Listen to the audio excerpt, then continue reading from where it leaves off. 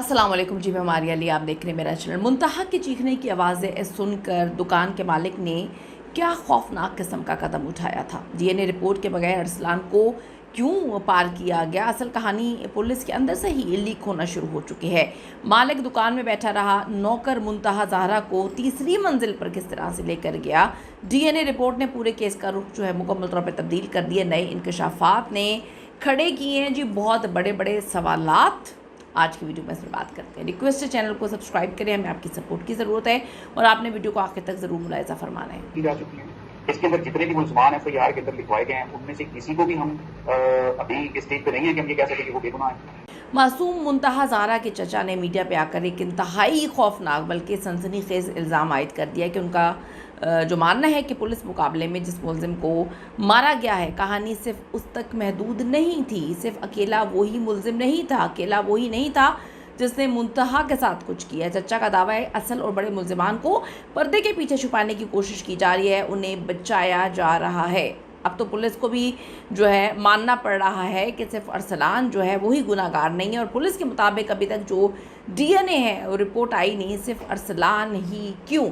बड़ी अजीब सी बात है, तो बड़ा आम सा केस है। ये जो दुकानदार है तो आम सा ही बनता है ना, मतलब ये कोई हाई प्रोफाइल केस नहीं है।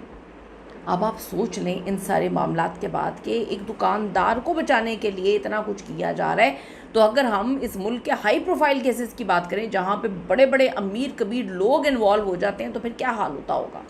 दुख का मकाम है, यकीन करें दिल खून के आंसू रो रहा है कि अभी एक दुकानदार क्या होगा, उसके पास कितनी उसकी सिफारिश होगी, कितना उसके पास पैसा होगा, कितना पैसा उसने लगा दिया होगा, उसको बचाने के लिए इतना कुछ किया जा रहा है। अब आप ये देखें कि आखिर वो कौन लोग हैं जिनका नाम छुपाया जा रहा है। क्या इस ज़िंदगी में अरसलान अकेला नहीं था, बल्कि कोई बहुत बड़ा नेटवर्क या कोई बाअसर लोग शामिल थे।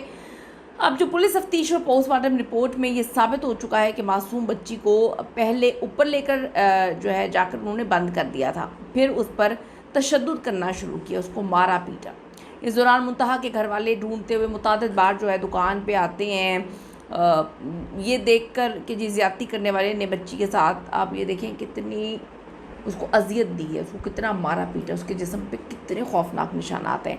ज़्यादती करने वाले ने बच्ची का सर ज़ोर ज़ोर से दीवार पर मारा है और ज़मीन पर मारा है, जिससे वो बेहोश हो गई थी। यहाँ से जो जालिम दरिंदे हैं उन्होंने नया प्लान बनाया और मुंतहा की फैमिली को भटकाना शुरू कर दिया। उन्होंने मिसगाइड कर रहे थे, बार बार मिसगाइड कर रहे थे। एक ने कहा आई नहीं है, दूसरे ने कहा आई थी चली गई है। यहाँ पर मुंतहा की फैमिली का सब्र और अकल इसको दाद देनी चाहिए। दुकान के सामने डट गए, उनको लग रहा था, बल्कि उनको अपनी बच्ची का पता होगा कि बच्ची बता के ही जाती है कि वो यहाँ पे जा रही है और वहाँ से वो सीधी घर आती होगी। वो कौन सा पहली बार इस दुकान पे गई थी। चाहिए तो ये था कि इलाके वाले इकट्ठे होकर दुकान की पूरी जो बिल्डिंग थी उसे छानते तो शायद मुंतहा ज़िंदा बच जाती, लेकिन किसी के वहमो गुमान में भी नहीं था कि इतना भरा बुरा इलाका है, वहाँ पे कोई दरिंदा इतनी दरिंदगी कर सकते हैं मिलके। दुकानदार ने प्लान बना लिया कि कुछ भी हो जाए मुंतहा की डेड बॉडी जो है वो आज रात में गायब करनी है। उसको इस बात पे यकीन था कि कोई ऊपर तक नहीं पहुँच पाएगा। इन्होंने फ़ौरन बच्ची का गला काट कर कमरे का ताला लगाया, अरसलान को चाबी देकर गायब कर दिया। अब फैमिली ढूंढ रही है, वो स्टोर नुमा कमरे तक भी पहुंची लेकिन आगे से लॉक था, तो यही सोचा कि लॉक के अंदर क्या करेगी बच्ची। इन जालिमों ने बच्ची को ड्रम या बोरी में डालकर रात को गायब कर देना था। मुंतहा के घर वालों ने पुलिस बुला ली और फिर ख़ुद बाहर ही खड़े निगरानी करते रहे। तफ्तीश में आने वाले खौफनाक इंकशाफात के मुताबिक मुंतहा जब पहली बार दुकान में आई थी तभी दरिंदों ने नापाक प्लान बना लिया था। मासूम बच्ची को दुकान के ऊपर जो बंद कमरा है उसमें कितनी देर बंद रखना है इन्होंने पहले से प्लान बनाया होता। जब बच्ची की बूढ़ी डांडी उसे ढूंढते हुए आई थी तो मासूम मुंतहा इसी दुकान के ऊपर वाले कमरे में बेहोश पड़ी थी। क्या आपके ख्याल में पुलिस ने वाकई इस केस में कोई बहुत बड़ी डील कर ली है? इन दरिंदों के साथ क्या डील हुई होगी? नीचे कमेंट्स में अपनी कीमती राय के हवाले से ज़रूर आगाह करें। आपको क्या लगता है कि कितनी डील हुई होगी, इसके पीछे के क्या मुहर्रिकात होंगे, पीछे क्या क्या मामलात होंगे, ज़रूर कमेंट करिएगा। मुंतहा को तो हम नहीं बचा सके, लेकिन मैं ये बात बोलूँगी अपने बच्चों पर बड़ी गहरी नज़र रखें।